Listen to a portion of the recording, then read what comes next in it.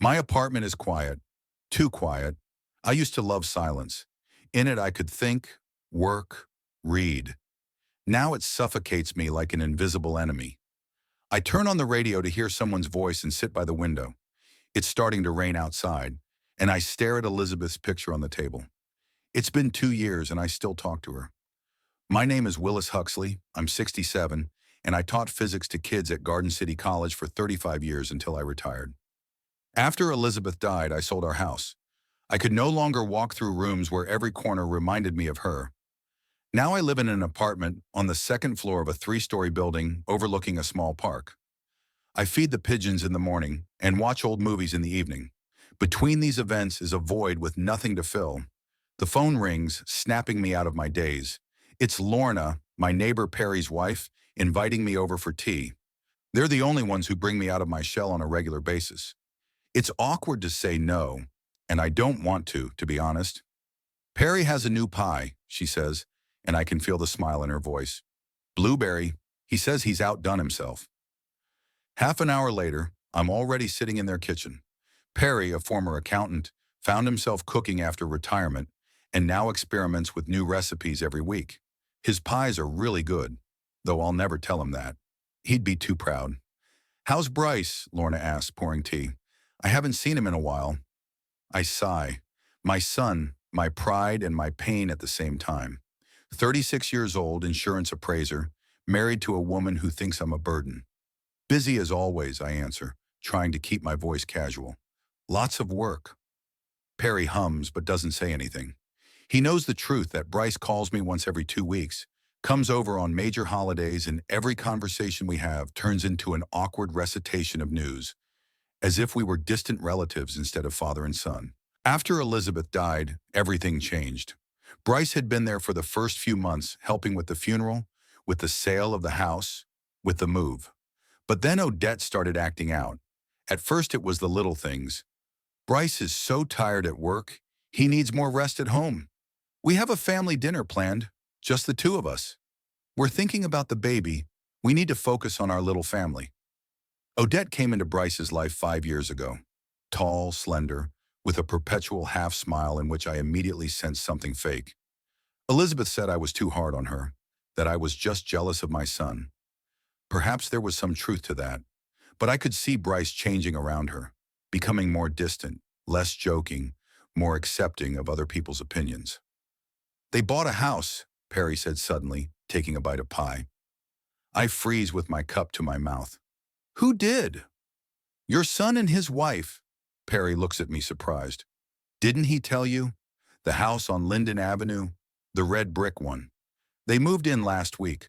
Lorna and I saw them when we went to the Martinsons. I slowly set my cup down on the table. Bryce bought the house and didn't tell me. My only son bought his first house, and I find out about it from the neighbors. I'm sure he wanted it to be a surprise, Lorna says softly, placing her hand on mine. Maybe they plan to invite you over when they get everything set up. Of course, I nod, even though we both know that's not true. I sit by the phone that evening, wondering if I should call Bryce. What am I going to say? I just happen to know you bought the house. Why didn't you tell me? It'll sound like an accusation, or maybe it is an accusation. Instead, I open up social media. Elizabeth insisted I set up an account to connect with former students, and now I'm using it to spy on my own son's life. There's a new post on Odette's page, a photo of her and Bryce in front of a red brick house, both smiling. Underneath the photo is the text, "New house, new life. We're waiting for all our friends for a housewarming party on Saturday." Among the comments with congratulations I see, and Odette's answers, "Yes, we start at 6 p.m. Bring only good mood, everything else is taken care of. I can't wait to see all of you in our new house. Everyone but me." I close my laptop and walk over to the window. The rain is still coming down, drumming on the eaves. What would Elizabeth say? Don't be so proud, Will. Just call him. But this isn't about pride. It's about the fact that every time I try to be a part of their lives, Odette builds a new wall. I remember the day I first noticed something was wrong. Bryce brought Odette over to meet us. They had only been dating for a few months at the time. Elizabeth made dinner, and I opened the bottle of wine I'd been saving for a special occasion. At the table, Odette smiled, answering questions politely, but I could feel the tension in her.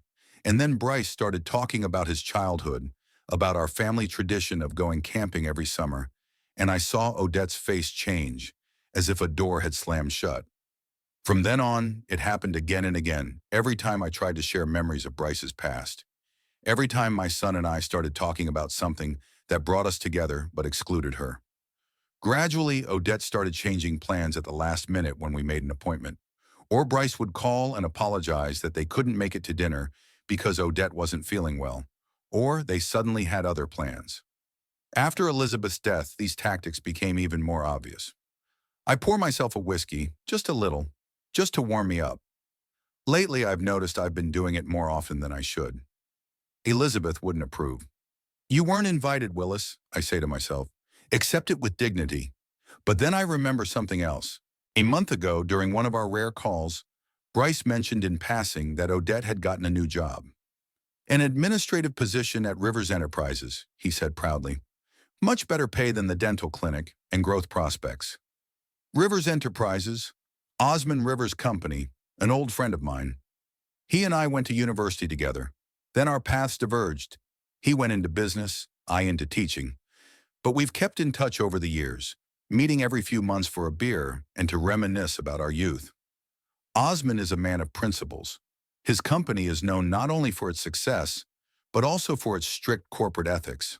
"Family values and respect are the foundation of everything," he liked to say. I wonder if Odette knows that her new boss is an old friend of mine. I doubt Bryce mentioned it. He's always been careful to keep different parts of his life separate, especially in recent years. I'm looking at my phone. I could call Osman, tell him what's going on, but tell him what exactly? That my son and daughter-in-law didn't invite me to the housewarming party? That sounds pathetic. Osman will sympathize, say some comforting words, and that's it. No, if I'm going to call him, it's not now and it's not about that. I'm not going to use friendship to solve family problems, at least not yet. My gaze drops to the calendar. Saturday, the day after tomorrow. I have 2 days to decide what to do. Common sense says stay home, preserve my dignity. But an inner voice that sounds suspiciously like Elizabeth's whispers, "You're his father, Willis. You have a right to be a part of his life." I finish my whiskey and go to sleep, but I toss and turn for a long time, unable to fall asleep. There's a thought I can't get out of my head. What if I just show up to this party uninvited? What's the worst that could happen? Odette wouldn't be happy. She's already unhappy with my existence. Bryce would be embarrassed. Maybe. But maybe he'll also be secretly happy to see me. I can almost hear Elizabeth saying, "Don't do anything stupid, Will." And at the same time, I imagine her sly smile. As I fall asleep, I still don't know what I'm going to choose. But somewhere deep inside, a decision is already ripening that will change not only this weekend, but my entire life.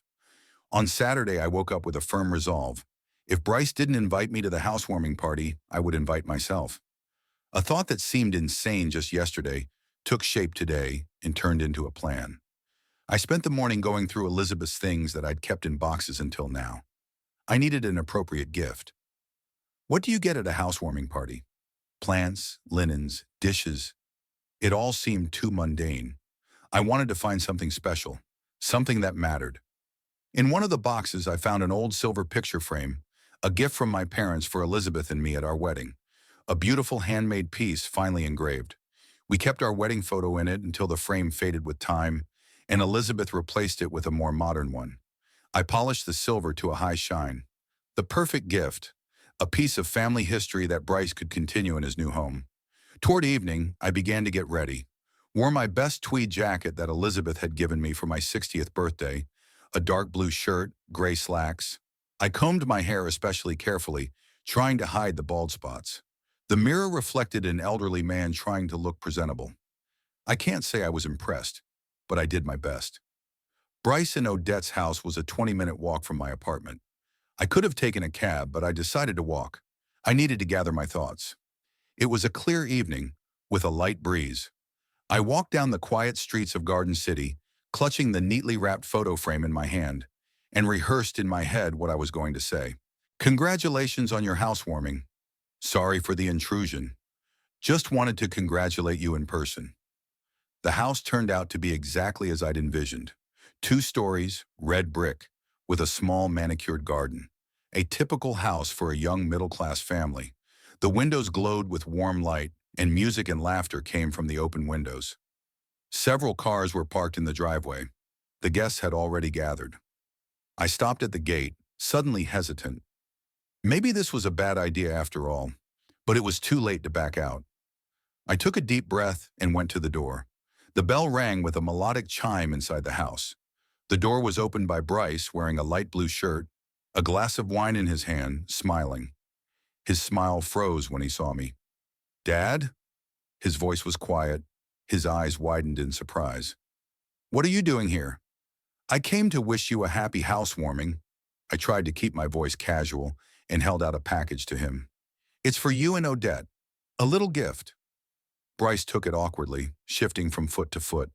"Thank you, but we weren't expecting you. I mean, we didn't think you'd be not interested in my only son's housewarming party?"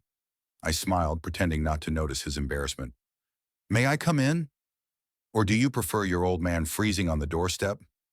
It wasn't a fair trick, but it worked. Bryce stepped back, letting me into the house. "Sure, come on in. It's just—" Odette might be a little surprised. Inside, the house looked even better than the outside. A spacious hallway with wood paneling on the walls, a bright living room where 15 people were already gathered. Fancy furniture, minimalist design. Odette's taste was evident. Nothing of the cozy clutter that had prevailed in our family home when Bryce was growing up. I looked around at the guests, mostly young couples around Bryce and Odette's age, a few older people, probably co-workers. Many of the faces were familiar to me from photos on social media, but this was the first time I'd seen these people in person. Odette stood in the center of the living room talking to 2 women. She was tall, slender, wearing an elegant beige dress with perfectly styled blonde hair. When she noticed me, her face changed. Her smile disappeared, her eyes narrowed. She said something to her companions and walked briskly toward us. "Willis," she said, not hiding her surprise. "What a surprise." "A pleasant one, I hope," I replied, trying to keep my tone friendly. "Congratulations on your new home. It's a beautiful place." "Thank you." She smiled strained and turned to Bryce. "Darling, would you introduce me to the Martins? They just got here." It was an obvious maneuver to get my husband away from me. Bryce looked at me with an apologetic look. "Dad, make yourself at home. Appetizers are on the table. Drinks are at the bar. I'll be right back." And they left, leaving me alone in the hallway. I took a deep breath, holding back my irritation. What had I expected? For Odette to rush over and hug me? I made my way into the living room and took a glass of wine from the tray. Several guests looked in my direction curiously, but no one approached. I felt out of place, like an old couch in the midst of modern furnishings. The house was tastefully furnished, but impersonal, like a page from a furniture store catalog. Nothing personal, nothing that told a story. Not a single family photo, not a single book Bryce had loved as a child, not a single item inherited from previous generations.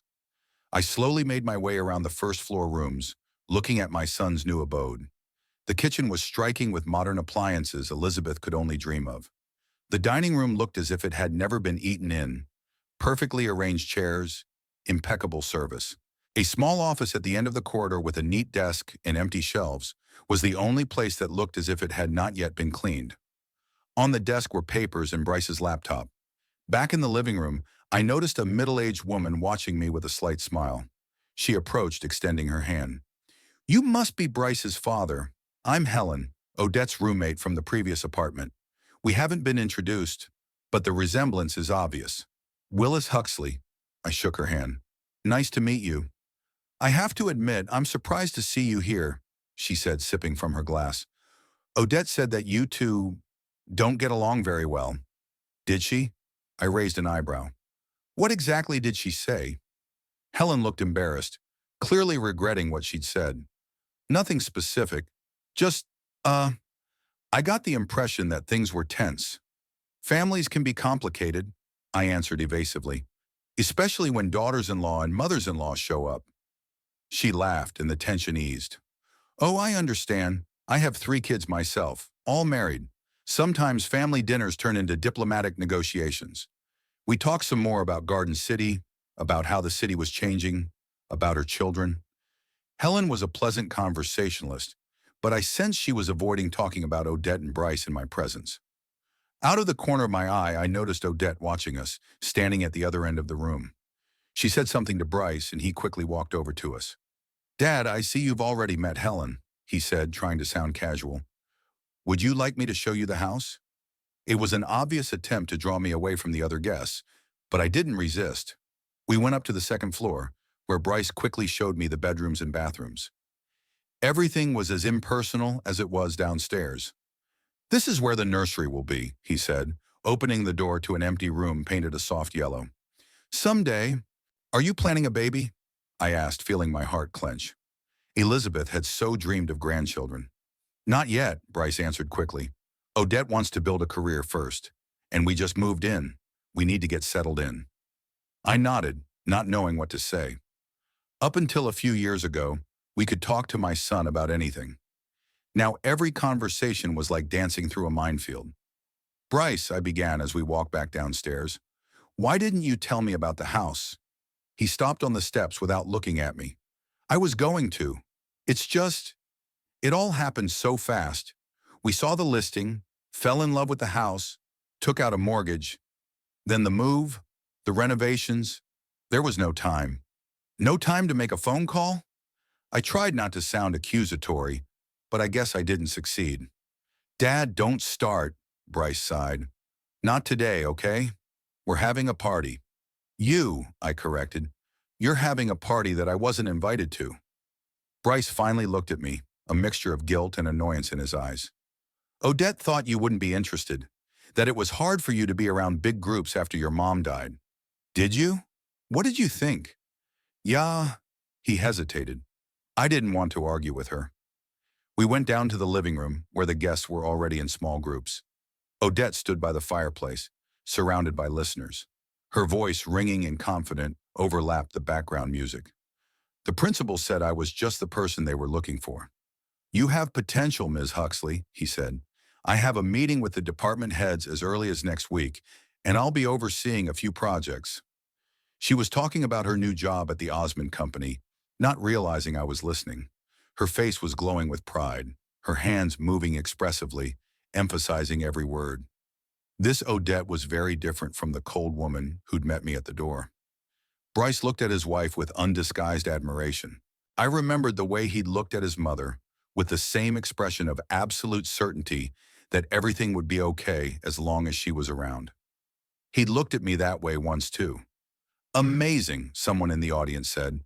"Rivers Enterprises is one of the most prestigious companies in the state. Mr. Rivers personally signed my contract." Odette paused for effect. "He said he saw me as the spirit of the company." I could barely keep from laughing. The Osman Rivers I knew never used such pathos. He was straightforward to the point of rudeness. Company spirit sounded like a phrase from a corporate brochure, not the words of a living person. Bryce noticed my reaction and frowned. "What?" "Nothing," I shook my head. It's funny to hear about Osmond in that context." "Do you know Mr. Rivers?" Bryce looked at me in surprise. "Of course I do. We've been friends since college. We meet once a month for a beer, to reminisce about our youth." Bryce's face changed, pale, as if I'd told him he was terminally ill. "You're friends with Odette's boss?" His voice was almost a whisper. "And you never talked about it?" "And you never asked," I shrugged. "Besides, I didn't know she'd taken a job with his company until you mentioned the name a month ago." "Why would I have told you? Did it make any difference?" From the look on his son's face, it did, and a lot. "Odette doesn't know," he said, looking around, as if afraid his wife might hear. "Don't tell her, please. She'd be upset if she knew her assignment might have something to do with—" "To what?" I looked at him in surprise. "You think I put in a good word for her? Osmond doesn't even know she's your wife. I didn't mention it." Bryce looked uncertain, but relaxed a little. "Still, it's best not to tell her. She's very proud that she got the job on her own merit." I nodded, though I was inwardly annoyed. My son had asked me to keep secrets from his wife in my own home. No, their home, where I was unwelcome. I spent the rest of the evening watching Odette and Bryce from the sidelines. They played the roles of gracious hosts perfectly. She was radiant, he was supportive. Together, they gave the impression of a perfect couple in a perfect home. But I could see the tension between them, especially when Odette noticed I was talking to one of the guests for too long. Toward 10 p.m., I decided it was time to leave. I found Bryce in the kitchen, where he was making coffee. "I think I'll be going now," I said. "Thanks for tonight. The house is really great."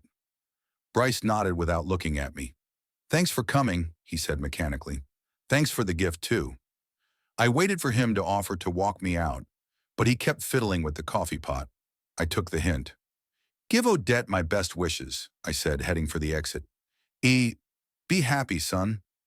Bryce looked up, something in his eyes, sorry, guilt, but he just nodded. I walked out into the hallway where I ran into Odette. She was talking to an elderly couple, apparently seeing them off. When she saw me, she tensed up. "Leaving already, Willis?" she asked with a smile that didn't touch her eyes. "Yes, it's time to do the honors," I replied, pulling on my coat. "It's been a lovely evening. You and Bryce are wonderful hosts." "Thank you." She tilted her head slightly. "It was unexpected to see you tonight." I smiled, looking her straight in the eye. "I'm full of surprises, dear sister-in-law. So is life." I had already grabbed the doorknob when I heard a voice behind me. Odette's loud, clear voice, clearly meant for everyone here. Amazing, isn't it? Some people just don't understand when they weren't invited. I froze without turning around. The living room behind me was suddenly quiet. The music continued to play, but the talking had stopped. I knew that every eye was on me and Odette. "Honey," Bryce's voice was quiet. "Let's not—" "What?" Odette interrupted him. "I shouldn't talk about the obvious? That your father showed up uninvited to a party he wasn't invited to on purpose?" I turned around slowly. Odette was standing in the middle of the living room, arms crossed over her chest, chin raised defiantly. Bryce stood beside her, pale with the guilty expression I hated to see on my son. The guests were shifting uncomfortably, some pretending to be engrossed in their drinks, others blatantly watching the scene unfold. "Odette," I said quietly, "I was just leaving." "Oh, how fortunate!" She splashed her hands theatrically. "But first I want everyone to know that we didn't invite you, Willis, and for good reason." "Honey," Bryce put a hand on her shoulder, but she shook it off. "No, Bryce, that's enough. I'm tired of this." She turned back to me. "You know, Willis, I tried. I really tried. But you never gave me a chance. From the beginning, you looked down on me, didn't think I was good enough for your precious son." I stood there not knowing what to say. Part of me wanted to object, to say it wasn't like that. But wasn't it? Hadn't I really ever given her a chance? Hadn't I sensed from the beginning that she wasn't the woman I wanted by Bryce's side? "And now you've shown up uninvited to ruin our party," Odette continued. "Our first real house that we bought on our own. Without your help, without your advice. Because every time Bryce takes your advice, it ends in disaster." I looked at my son. He stood with his eyes down, not daring to look at me. Did he really believe that? Did he really think my advice had led him to some kind of disaster? "Bryce," I called out, "is it true?" He looked up, and what I saw in his eyes struck me more than anything Odette had said. Not anger, not shame, not even regret. Emptiness. It was as if he'd shut himself off from everything that was happening with an invisible wall. "You'd better go, Daddy," he said quietly. At that moment, something broke inside me. Not because of Odette's words after all. What else could I expect from her? But because of the emptiness in my son's eyes. Because he'd allowed his wife to humiliate me publicly and couldn't find the strength to stand up for me. "Did you hear that?" Odette said triumphantly. "Bryce wants you to leave. This is our home, and you are not welcome here. You've invaded our lives for the last time, Willis." I looked around the room. The guests were looking anywhere but at me.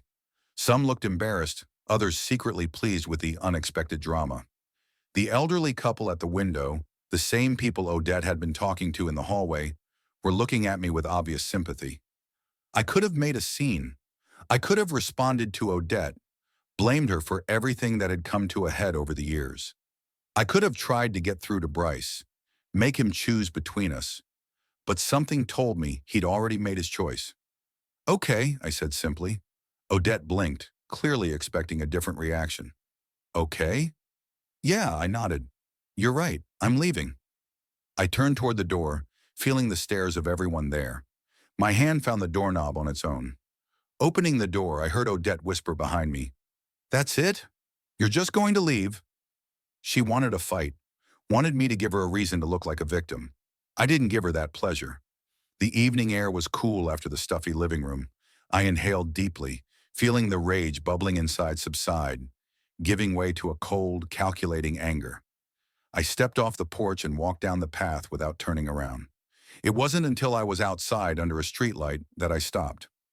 I pulled out my cell phone and scrolled through my contacts. Osman Rivers. The last time we'd seen each other was 3 weeks ago, in our usual pub. Osman was in a good mood. His company had just landed an important contract, and he felt on top of the world.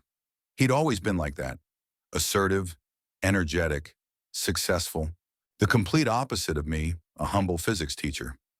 I pressed the call button. After the third ring, Osman answered. "Willis?" He sounded surprised. "Is something the matter? You never call this late." "I'm sorry to bother you," I said, trying to keep my voice steady. "Do you have a minute?" "Always for you." "What's up?" I told him briefly what had happened. The housewarming party I wasn't invited to, how Odette had publicly humiliated me, about how Bryce had stood there and watched without saying a word in my defense. "Wait," Osman interrupted me. "Odette? Odette Huxley? The one we recently hired for an administrative position?" "Yes, my sister-in-law," I confirmed. "You didn't know?" "I had no idea," Osman whistled. "She didn't mention any family ties. She put her maiden name on her resume. And I didn't connect her to you. How many Huxleys are there in the world?" I wasn't surprised. Of course, Odette did her best to hide the connection. She was always trying to separate Bryce from me, to create a new life for him, a new family where I had no place. "What exactly did she tell you?" Osman asked. There was a hard edge to his voice. I recounted her words, trying to be precise.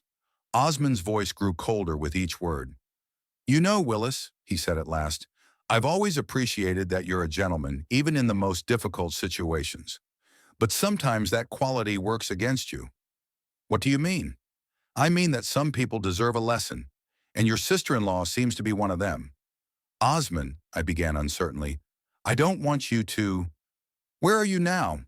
He interrupted me. "In the street near Bryce's house." "What's the address?" I gave the address, though a part of me resisted. I wasn't sure I wanted to drag Osman into this situation, but at the same time, wasn't that why I'd called him? "All right," Osman said. "Go back to the party." "What?" I was stunned. "Why?" "I've been kicked out, in case you haven't noticed."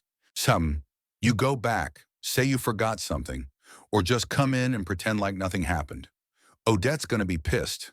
But what's she gonna do? Call the police to escort her husband's elderly father out? "I'm not sure." "Willis," Osman's voice became serious. "In our 40 years of friendship, you've never asked for anything from me.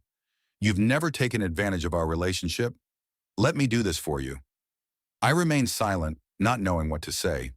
Part of me wanted to just go home, lick my wounds in silence. But the other part, the part that was seething with rage and humiliation, wanted to see Odette get what she deserved. "I'll be there in 40 minutes, Osman said. "Just be there." He disconnected without waiting for my answer. I stood under the streetlight, staring at the phone in my hand as if it might give me an answer. What am I doing? Am I doing the right thing by bringing Osman into this situation? Osman Rivers wasn't just a successful businessman.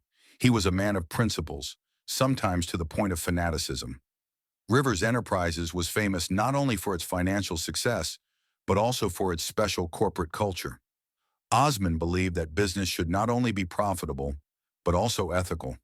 He set strict rules for his employees, and one of the main ones was respect for the older generation.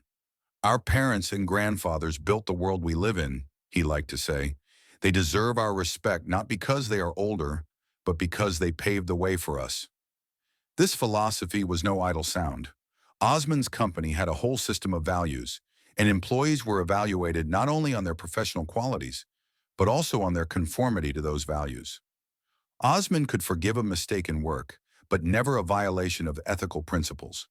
And now he learned that one of his new employees had publicly humiliated an elderly man. And not just any old man, but an old friend of his, her husband's father. I knew what was coming. Osman had no tolerance for such behavior. To him, it was not just a personal insult, but a violation of everything he believed in.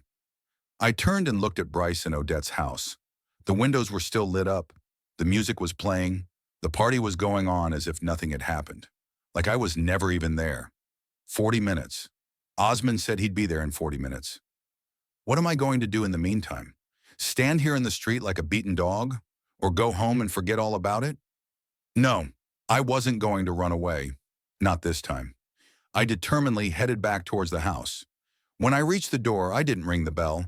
I just turned the knob. The door was unlocked. I stepped inside as if I had every right to do so. There was no one in the hallway. I took off my coat and hung it on the coat rack, next to the other guests' coats, as if I were one of them. Then I made my way into the living room. The first person to notice me was Bryce. He was talking to some man, holding a glass of whiskey in his hand. When he saw me, he froze, his face pale. The man he was talking to followed his gaze and saw me too. He asked Bryce something, but he didn't seem to hear. Gradually, the other guests began to notice me. Conversations died down and heads turned in my direction. I stood at the entrance to the living room, calm and straight, meeting stares without embarrassment. Odette was standing by the fireplace, laughing at something a tall man in a gray suit was saying to her. She didn't immediately notice the change in the atmosphere in the room. When the man stopped talking and looked in my direction, she turned around. Her face changed. Her smile disappeared. Her eyes widened with surprise, then narrowed with anger. She set her glass aside and walked toward me across the room with a quick stride. "What are you doing here?" she hissed, coming in close. "I thought we'd cleared this up." "I forgot something," I said calmly. "Sarahanim, what was that?" "My dignity," I said, looking her straight in the eye. But I went back for it. She looked at me with such frank contempt that I almost admired her courage. Most people would not have dared to dislike the father of their spouse so openly. "Go away," she said quietly but firmly. "Now, or I'll call the police." "Do you really want a scandal, Odette?" I asked. "Police, sirens, neighbors looking out the windows. Not the best start to life in a new house, is it?" She hesitated, and I could see her mind racing with options. Finally, she turned to Bryce, who had walked over to us. "Bryce," she said, "your father refuses to leave. Do something about it." My son looked lost. He shifted his gaze from me to my wife and back again, clearly unsure of what to do. "Dad," he finally said, "please. You're only making it worse." "Worse for who, Bryce?" I asked. "For me? Or for you?" He didn't answer, but the look in his eyes said everything I needed to know. For him. I was making things worse for him, embarrassing him in front of his wife and friends. "You don't understand," I said quietly, for his ears only. "But soon you will." Odette, seeing our quiet conversation, intervened. "That's enough," she said loudly, drawing the attention of everyone present. "Willis, you're ruining our party. You're ruining our lives with your constant interference. I'm asking you for the last time. Leave." "Don't worry," I replied. "I'm in no hurry. I'm waiting for a guest." "A guest?" she frowned. "What guest?" "You'll see," I smiled. "I think it's going to be a surprise." Bryce looked at me with growing concern. He knew me well enough to realize something was wrong. I'd never been a vindictive person, never responded to rudeness with rudeness. But today something was different, and he could sense it. "Dad," he began, but Odette interrupted him. "No, Bryce, enough talk." She turned to the guests who were still watching us. "I apologize for this little misunderstanding. Keep having fun, please." She took Bryce's hand and led him away to the other end of the room, throwing one last warning glance at me. I was left standing at the entrance, feeling strangely calm. The guests gradually returned to their conversations, though many continued to cast curious glances in my direction. I took a glass of wine from the tray of a passing waiter and found a quiet corner from which I could watch the scene while remaining relatively inconspicuous, and waited. Osman said he would be in 40 minutes. I looked at my watch. It was only 15. The time dragged agonizingly slow. I stood in the corner of the living room, watching as if I were watching a movie, detached and mildly curious. Bryce and Odette carefully avoided looking in my direction, still playing the role of welcoming hosts. But I could see the tension in my son's shoulders and the fake smile on Odette's face as she cast irritated glances in my direction. The guests, sensing the strange atmosphere, gradually began to say goodbye. By 10:30, there were no more than 10 people left in the house, the closest friends or those who were too intrigued by the ongoing drama to leave. When the doorbell rang, Odette gave me a piercing look, as if suspecting it had something to do with me. She was right. Bryce went to open it. I heard voices in the hallway, the son's surprised voice and Osman's deep, confident voice. A moment later, they entered the living room. Osman looked exactly the way a CEO of a large company should look, tall, trim, in a perfectly tailored dark blue suit. His gray hair was neatly slicked back, the wrinkles around his eyes giving his face an expression of wisdom. He radiated confidence and strength, filling the room with his presence. "Good evening," he said, looking around the room. "I apologize for my late visit. My name is Osman Rivers." I saw Odette's face change from annoyance to surprise, then to shock as she realized who was standing in front of her. Her boss, the CEO of the company where she just started working. "Mr. Rivers!" She walked quickly over to him, extending her hand. "What a pleasant surprise. I'm Odette Huxley." "I know who you are," Osman replied, shaking her hand. "You've recently joined our team. Administrative director, if I'm not mistaken." "That's right," Odette brightened. "I didn't expect to see you here. Have you met Bryce?" "I didn't have the pleasure until tonight." Osman turned to my son. "I've heard a lot about you from your father, though." Bryce gave me a quick glance that read bewilderment and concern. "Do you know my father?" he asked, even though I'd already told him that. "Willis is one of my oldest friends." Osman smiled across the room at me. "We went to university together." "How long ago was that, Will?" 45 years ago?" 47, I corrected, walking over to them. Osman put his arm around me, patting me on the back like an old battle buddy. "This man," he turned to the other guests, "saved me from imminent failure in physics. If it hadn't been for his patience, I would never have finished university." The guests smiled, intrigued by the unexpected turn of events. Odette looked as if someone had poured a bucket of ice water down her scruff. Bryce stood pale, shifting his gaze from me to Osman and back again. "Mr. Rivers," Odette began, trying to regain control of the situation. "This is such an honor. Can I get you something to drink?" "Scotch if you have it," Osman replied. "And please, call me Osman. We're not at work." Odette quickly brought him a drink, fussing over him as if he were royalty visiting their humble abode. Osman accepted the glass of scotch and took a sip, nodding approvingly. "Excellent choice," he said. "I see you have good taste." He looked around, examining the house. It's a lovely place. How long have you lived here?" "Just a week," Bryce said. We just moved in." "And you're having a housewarming party?" "Impressive." Osman took another sip. "When I bought my first house, it took me months just to sort through the boxes." Everyone laughed. The tension eased a little. Osman had a gift for making people feel comfortable in his presence, despite his status. "So you're friends with Bryce's father?" asked one of the guests, an older woman I remembered as the one who looked at me with sympathy. "More than friends," Osman replied. "Almost brothers. We've been through a lot together. Willis was there for me when I started my business, when I got married, when I had children.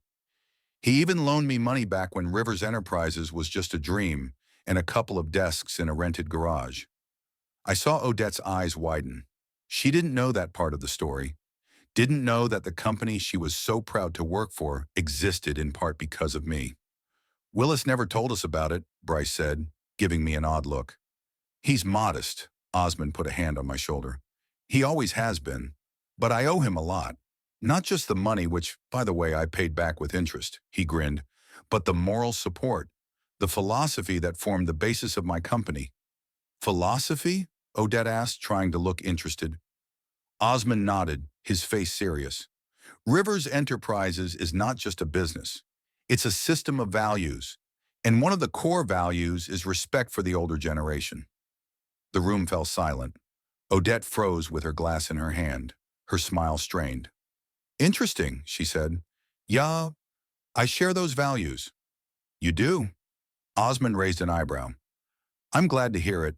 Not everyone these days understands the importance of respecting their elders, especially young people who think the world began with their birth. He paused, looking around the room. You know, my company has been around for 30 years. A lot has changed in that time. Technology, the market, competition. But our core principles have remained the same, and one of them is family values. The guest nodded, not understanding what he was getting at, but sensing that the conversation was taking a serious turn. I believe that business should be ethical, Osman continued, that success is not measured by money alone. What matters more is the kind of people we are, how we treat each other, especially those who are older than us, who have paved the way for us. He turned to Odette, looking her straight in the eye.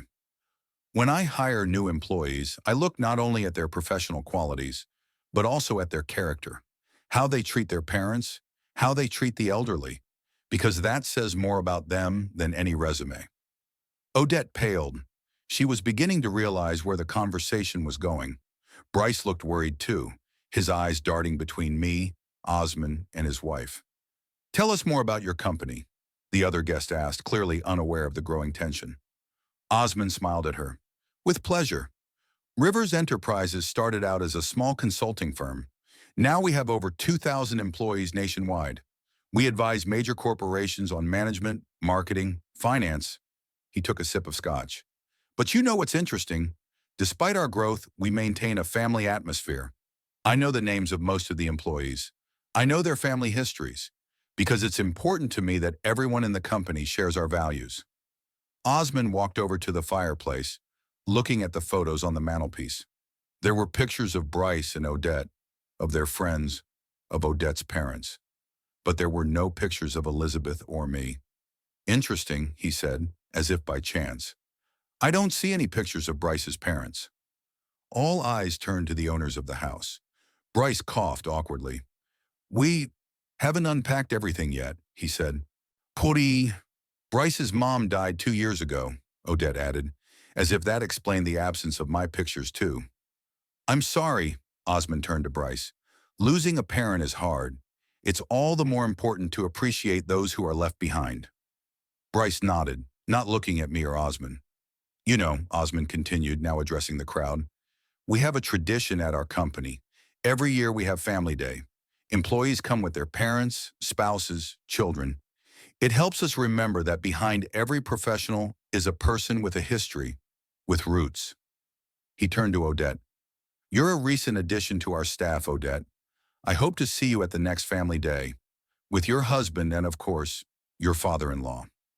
Odette looked like she was about to fall through the floor.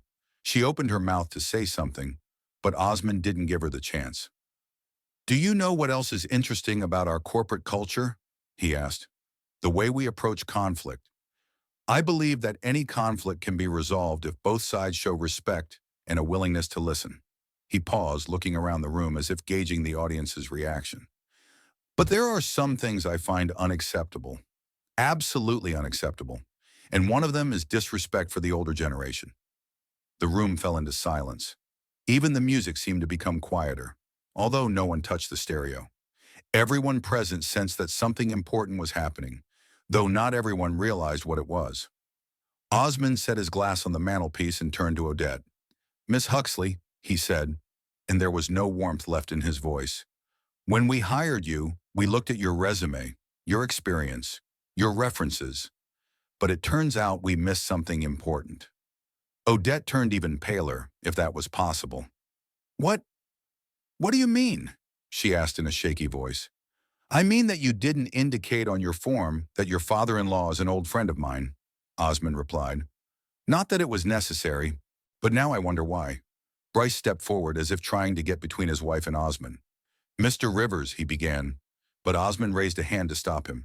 I'm not talking to you, young man. I'm talking to your wife. He turned to Odette again. So why did you withhold this information? Yeah, I didn't. Odette licked her lips nervously. I just didn't think it was work-related. Not work-related? Osman raised an eyebrow. The fact that your husband's father is one of my closest friends, the founder of the company you want to work for, is irrelevant? The guests began to glance around. Someone coughed awkwardly. The atmosphere in the room became tense to the extreme. I think perhaps we should discuss this at another time, Odette muttered, glancing at the remaining guests. Why? Osman asked. Are you embarrassed? Or perhaps afraid that your friends will find out how you treat your father-in-law? The room was now completely silent. All eyes were on Odette, who looked like she'd been cornered. I don't know what you mean, she said finally. Willis and I we have a complicated relationship.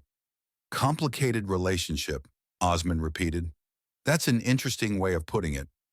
What would you call what happened tonight? When you publicly humiliated an elderly man? When you kicked your husband's father out the door in front of everyone present? Odette turned even paler, if that was possible. She glanced at Bryce as if looking for support, but my son looked like he needed help himself.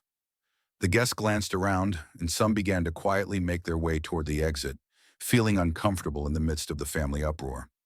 It was a misunderstanding, Odette muttered. A misunderstanding? Osmond grinned. No, Ms. Huxley, it wasn't a misunderstanding. It was a deliberate, willful humiliation of a man who deserved your respect. Not because of his age, though that too. It was because he's your husband's father.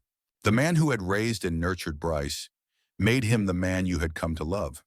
Osmond turned to the other guests. I apologize for intruding on family matters. But you see, I cannot stand by when principles that are sacred to me are violated. He looked at Odette again. There is a rule in my company. We don't work with people who don't respect the older generation. It's an immutable law on which our entire corporate culture is built. Bryce stepped forward. Mr. Rivers, please, he began, but Osmond stopped him again with a gesture. I understand your desire to protect your wife, he said. It is commendable. But where was that desire when she humiliated your father? Where was your defense then? Bryce lowered his head, unable to find the words to answer. I felt a pang of regret. I didn't want my son to suffer, but maybe that lesson was necessary. You know what the saddest part is? Osmond continued, now addressing everyone present. That we forget a simple truth.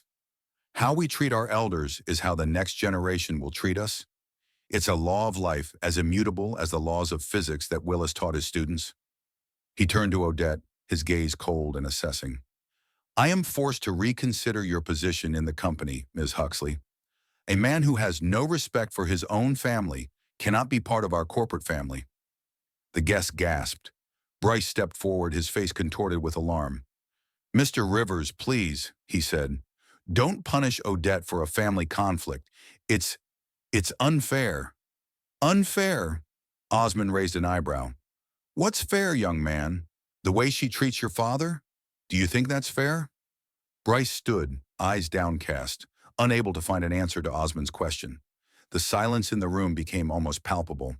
The guests froze in awkward poses, not knowing whether they should stay and witness what was happening or whether it was better to leave quietly. I think we should continue this conversation privately, Odette finally said, trying to maintain some dignity. This is neither the time nor the place. On the contrary, Osmond replied, his voice firm. It is now, and it is here. You were not ashamed to publicly humiliate Willis in front of all the guests. Why should I be ashamed to speak of it? He turned to the others present. I apologize for the awkwardness, but I think some things should be said openly. I came here today not as the CEO of Rivers Enterprises, but as a friend of Willis Huxley, and I have witnessed behavior that I find unacceptable. Osmond took a few steps into the center of the room, as if taking the stage. Tonight I witnessed Odette Huxley, an employee of my company, publicly humiliate an elderly man. Not just any elderly person, but her husband's father, a man who had come to congratulate them on their housewarming. All eyes turned to Odette, who stood with her hand to her throat, her eyes widening in horror. It's not, she began, but Osmond continued, ignoring her attempt to object. I heard her tell him that he was unwelcome in their home, how she accused him of trying to ruin their feast, how she demanded that he leave, in front of everyone present. Osmond paused, looking around the room. Many of the guests lowered their eyes, not wanting to meet his gaze. They had witnessed the scene and knew he was telling the truth. In my company, Osman continued, we hold certain values. One of them is respect for the older generation. That's not just words in a corporate brochure. It's the principle on which all our work is based. He turned to Odette again, his gaze cold and assessing. Ms. Huxley, your behavior today has shown me that you don't share those values, that you are not the right person to represent Rivers Enterprises. Odette's lips quivered as she began to realize where this conversation was going. Mr. Rivers, she said in a shaky voice, I'm asking you not to jump to conclusions. You have only seen one moment, one episode. You don't know the whole story of our relationship with Willis. I don't? Osman raised an eyebrow. I've known Willis for almost 50 years. I was at his wedding. I held his son in my arms when he was an infant. I visited him when Elizabeth died. I think I know him well enough. He took a step toward Odette, his voice quieter but no less threatening. And I know Willis would never have given me a reason to talk about him the way you did today, would never make me feel unwelcome, because he's a man with a sense of self-worth and respect for others. Bryce finally came out of his daze and stepped forward. Mr. Rivers, I understand your outrage, but please let's not mix personal and professional. What happened today is a family matter. It has nothing to do with Odette's work at your company. Osman turned slowly toward him, and there was an expression on his face that I'd never seen before, a mixture of disappointment and anger. Nothing to do with it? He repeated. Young man, everything in this world is connected. How we treat our family says more about us than any job interview, any resume. If a person doesn't respect his family, how will he respect his coworkers, customers, the company? He paused, allowing his words to reach everyone present. At Rivers Enterprises, we believe that a person's character is shown not in the office, but at home. Not in how he interacts with his boss, but in how he treats those who can't give him anything, the elderly, the weak, to those who need protection. Osman turned to Odette, his voice formal. Ms. Huxley, I regret to inform you that your services are no longer required by Rivers Enterprises. Your dismissal is effective immediately. There was dead silence in the room. Odette turned pale, her eyes widening with shock. You can't, she breathed out. It's illegal. You can't fire me for what happened in my own house. You're still on probation. Your contract provides for termination without cause within the first 3 months. But I'm not hiding the reason. I'm firing you for behavior inconsistent with our company values. He turned to the guests. Again, I apologize for causing embarrassment. But I believe that some things are more important than social conventions. Respect for elders is one of them. The guests began to glance around, and some began to quietly gather to leave. The tension in the room reached a fever pitch. Odette stood frozen in place, as if she couldn't believe what was happening. Then suddenly she came to life, her face contorted with anger. It's all a setup, she said, pointing her finger at me. He planned the whole thing, called his director friend, told him stories about what a horrible daughter-in-law I was, and he rushed to the poor old man's defense. She turned to Bryce, tears of anger in her eyes. And you? Did you know about this? Knew that your father was friends with my boss? That he could ruin my career at any moment? Bryce looked lost, torn between his wife and the nightmare at hand. Odette, I just found out today that Dad knows Mr. Rivers. And you didn't tell me? Her voice broke into a scream. Let me make a fool of myself. Let me lose my job. Odette, please. Bryce tried to take her hand, but she recoiled. Don't touch me. You're just like him, always on his side, always put him before me. She turned to the rest of the guests, many of whom were already clearly wishing they'd left earlier. Do you all see this? Do you see what's happening? I'm being fired because of a family dispute, because I dared to speak my mind in my own home. No one answered. The guests averted their eyes, not wanting to get involved in this unpleasant scene. Odette looked at Osman, her eyes narrowed. You will regret this, she said quietly but firmly. I'll sue you for wrongful termination, for discrimination, for invasion of privacy. Osman looked completely unperturbed in the face of her threats. You're free to proceed as you see fit, he said. Our lawyers will be ready, but I would think carefully if I were you. A trial is a public affair. All the details of tonight's proceedings will be made public. Are you ready for potential employers to know how you treat your father-in-law? Odette opened her mouth to answer, but couldn't find the words. Her face reddened with anger and humiliation. She turned to Bryce, tears in her eyes. Do something, she whispered. Make it stop. Bryce looked like he was being torn apart. He looked from his wife to Osman to me and back again, not knowing what to say, what to do. Mr. Rivers, he said at last, I understand your indignation, but please don't make any hasty decisions. Odette, she's a good person. It's just that my father and I have a complicated relationship, and sometimes it doesn't come out in the best way. Osman looked at Bryce with an expression that could only be described as sympathy mixed with disappointment. I don't doubt that your wife can be a good person in other circumstances, he said, but I saw what happened today, and it wasn't just a coming out of a difficult relationship. It was the deliberate humiliation of an elderly man, your father, in front of everyone. He paused, looking Bryce straight in the eye. And the sad thing is, you did nothing to stop it. Those words felt like they hit Bryce. He recoiled as if from a physical blow, his face contorted with sudden realization. In that moment, I saw something in his eyes that I hadn't seen in years. Understanding. An understanding of his role in everything that had happened, in what had been happening all these years. Odette, seeing the change in her husband's face, felt she was losing her last ally. Her face contorted with anger and despair. Don't you dare, she hissed. Don't you dare give in to them. They're manipulating you, don't you see? Your father's always done it, always trying to control you, telling you how to live your life. She turned to me, her eyes burning with hatred. Are you satisfied? She shouted. Satisfied that you've ruined everything I've built? My career, my reputation, my home? I didn't answer. What could I say? That I didn't want it to come to this? That would be a lie. Part of me really wanted it to. Wanted her to feel a fraction of the humiliation I'd felt all these years. My silence seemed to anger Odette even more. She turned to Bryce, her voice breaking with emotion. You have to choose, she said. Right now, them or me, your father and his powerful friend who just ruined my career, or your wife. Bryce looked like he'd been cornered.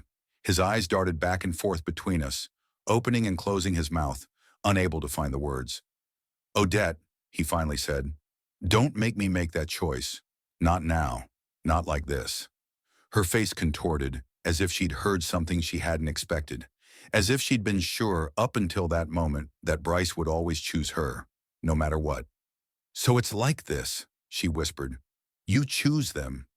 No, But she wasn't listening anymore. The tears she'd been holding back all this time finally broke through. She turned and ran out of the room, sobbing loudly.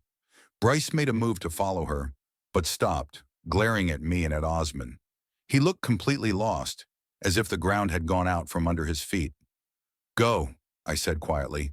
She's your wife. She needs you. He stared at me for a few seconds, his eyes a mixture of gratitude and pain. Then he nodded and went to get Odette. There was an awkward silence in the room. The guests who were still left began to gather quietly. No one wanted to stay in the scene of this family drama. An elderly couple I had noticed earlier in the evening approached me. We are very sorry for what happened, the woman said quietly. We didn't know. We didn't realize the situation was so complicated. I nodded gratefully. What else could I say? Thank you for your understanding, I replied, and I apologize for witnessing this scene. They expressed their sympathy once more and headed for the exit. The other guests followed, casting awkward glances at me and Osman. After a few minutes, it was just the two of us in the living room. Osman went to the bar and poured himself another scotch. Then after a moment's thought, he poured a second glass and handed it to me. I think you need this as much as I do, he said. I accepted the glass and took a sip. The alcohol burned my throat, but it was almost pleasant, a physical sensation that distracted me from the emotional pain. You shouldn't have done that, I said. Osman looked at me in surprise. Do what exactly? Fire her, ruin her career. She deserved to be reprimanded, but not that. Osman shook his head. You're too soft-hearted, Will. You always have been. This woman has poisoned your relationship with your son for years. Today she publicly humiliated you, shoved you out the door like an unwanted guest, and you're still defending her? I shrugged, not knowing what to say. Maybe he was right. Maybe I really am too soft. Or maybe I'm just tired of conflict. From the second floor came the sounds of an argument, the muffled voices of Bryce and Odette. Their words were indistinguishable, but the tone left no doubt that there was a serious conflict going on. "What do you think will happen next?" I asked, nodding toward the sounds. "I don't know," Osman answered honestly. "But whatever happens, Bryce will have to make a choice. A real choice, not just a choice to sit on two chairs." I nodded, realizing he was right. All these years, Bryce had tried to please everyone. Me, Odette, his own ideas of what a good son and husband should be. As a result, he was truly neither. The voices upstairs grew louder, then suddenly quieted. A few seconds later, there was the sound of quick footsteps on the stairs, and Odette flew into the living room. Her face was red with tears, her eyes puffy. She glared at us fiercely, but didn't say a word, walked quickly across the room, and ran out of the house, slamming the front door loudly. A minute later, Bryce appeared on the stairs. He looked haggard, as if he had aged 10 years in the last hour. "She's gone to her parents," he said, not looking at me or Osman. "Said she wouldn't come back until I'd made up my mind between her and everything else."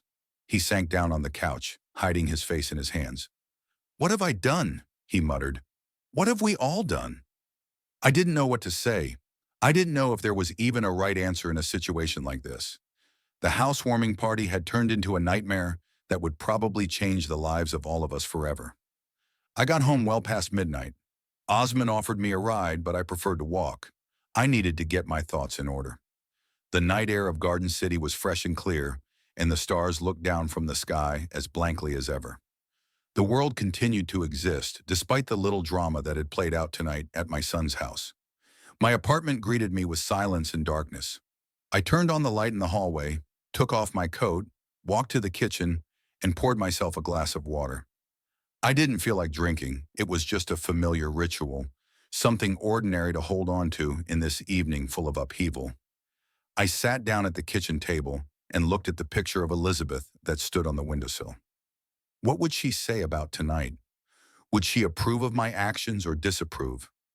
Elizabeth had always been the voice of reason in our family, the restraining force behind my sometimes overly harsh decisions. "You crossed the line, Will." I could almost hear her voice. "Using your friendship with Osmond to get back at your sister-in-law? That's not like you." She would be right. It really wasn't like me. In my entire life, I had never sought to hurt anyone, even those who hurt me. I'd always believed in dialogue, in finding common ground. But with Odette, it was different.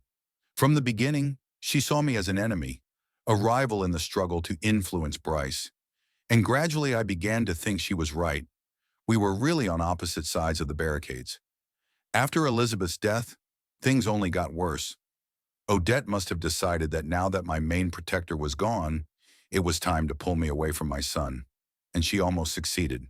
Almost, if it hadn't been for tonight.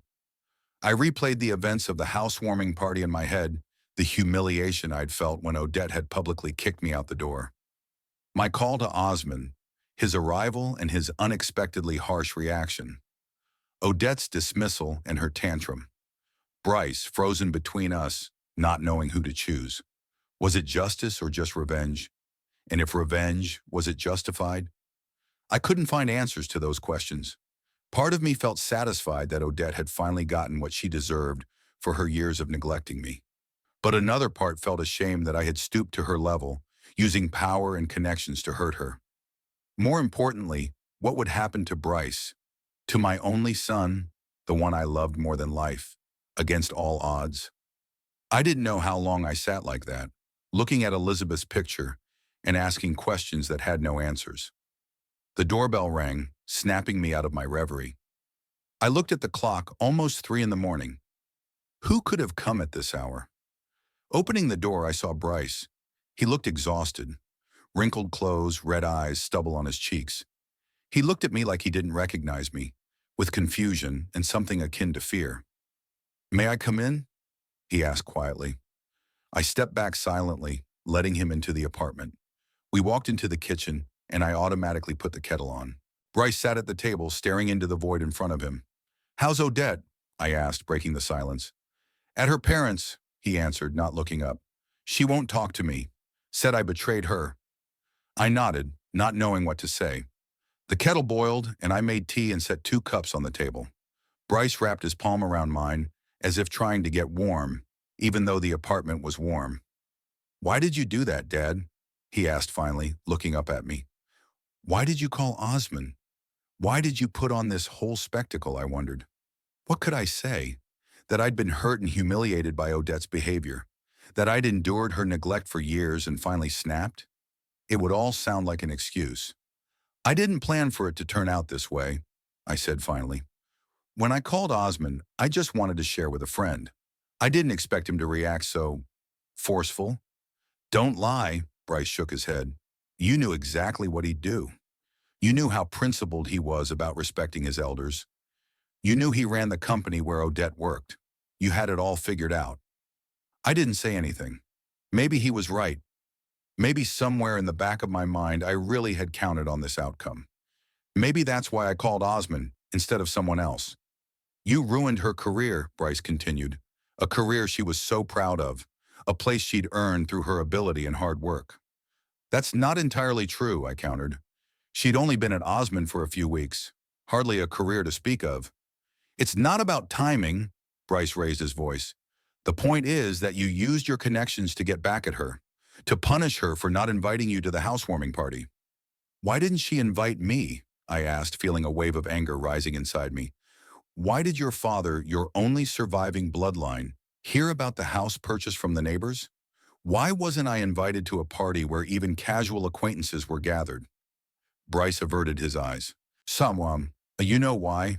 You and Odette never got along." "Whose fault is that?" I tried to speak calmly, but it wasn't working. "From the beginning, from the first day you brought her to meet us, she looked at me as a liability, like a rival. She systematically alienated you from me, and you let her do it."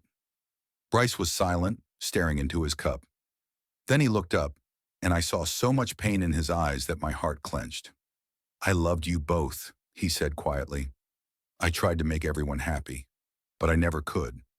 I always had to choose, and no matter what the choice was, someone was left hurting." I knew what he was talking about. There was an unspoken war between me and Odette for his attention, his love, his loyalty. And he was always caught between two fires, trying to please everyone. "After Mom died," Bryce continued, "I thought you'd understand how important it was for me to have a family of my own. How important it is to build a relationship with Odette without the constant presence of the past.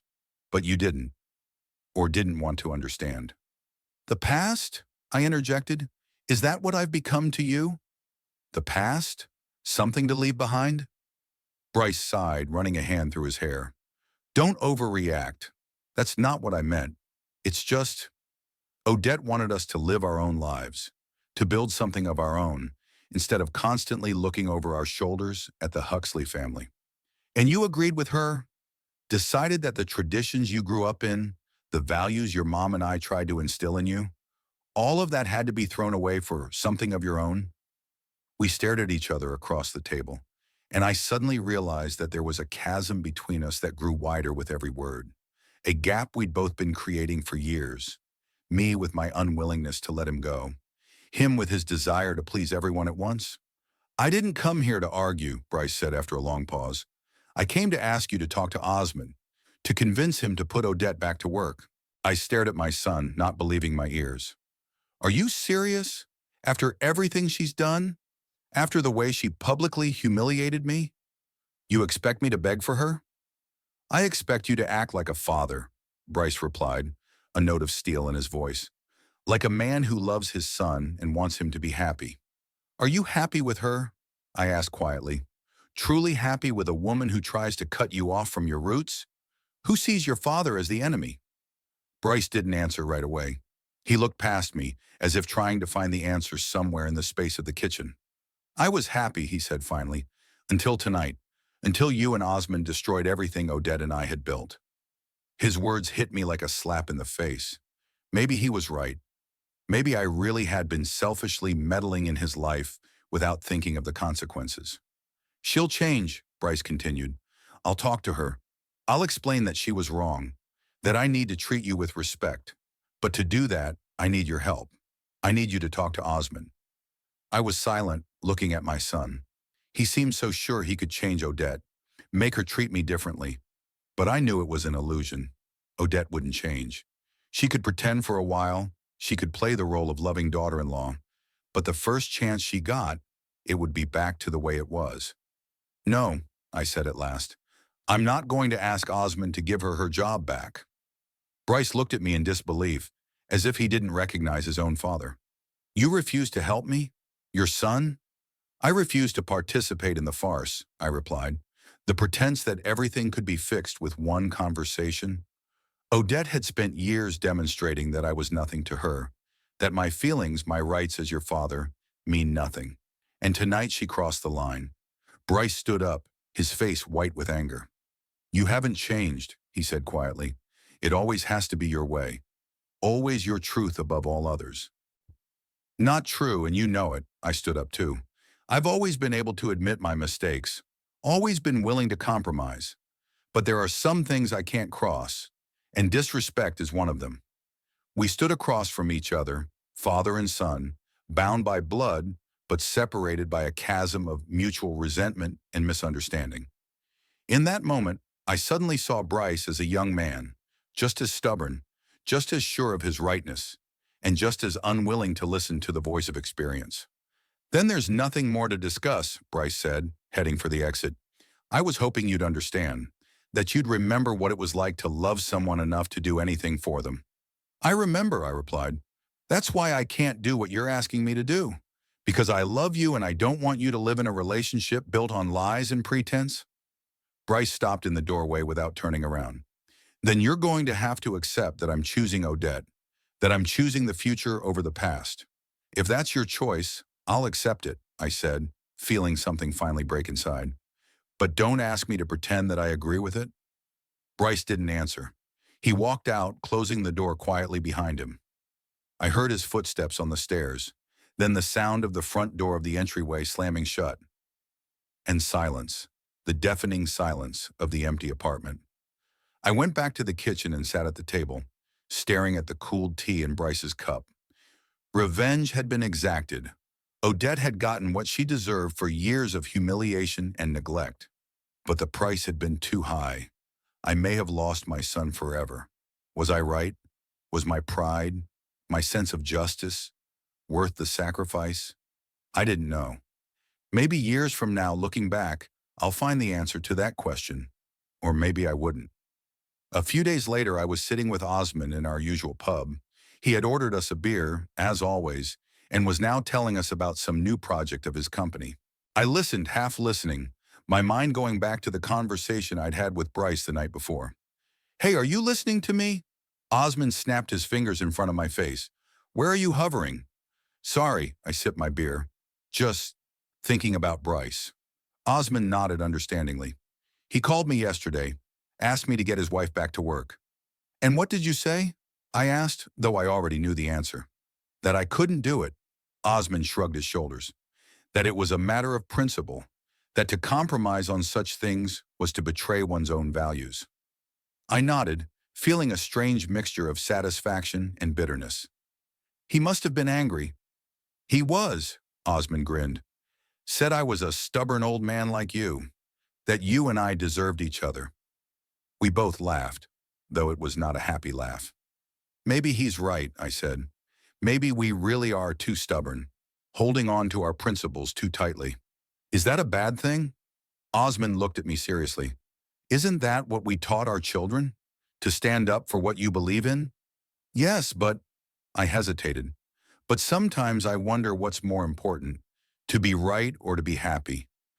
Osman looked at me for a long time, then sipped his beer and put the mug on the table. You know what I think, he said. I think it's impossible to be truly happy if you've betrayed your principles, if you put up with disrespect, with neglect, just to keep up the appearance of a relationship. I nodded, realizing he was right, and at the same time feeling the pain of knowing that I might never see my son again.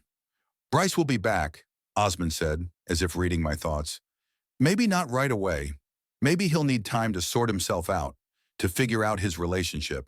But he'll come back. Because blood isn't just a word. It's a bond that no amount of fighting can break. I wanted to believe him. I wanted to believe that Bryce would one day realize that I wasn't acting out of petty revenge, but out of a belief that some things shouldn't go unpunished. That respect wasn't just a polite formality, but the foundation of any healthy relationship. To justice, Osman raised his mug. However bitter it may be. I raised my own mug, clinking it with his. To justice, I repeated, feeling the bitterness of loss and satisfaction that Odette had gotten what she deserved, and to the price we were paying for her.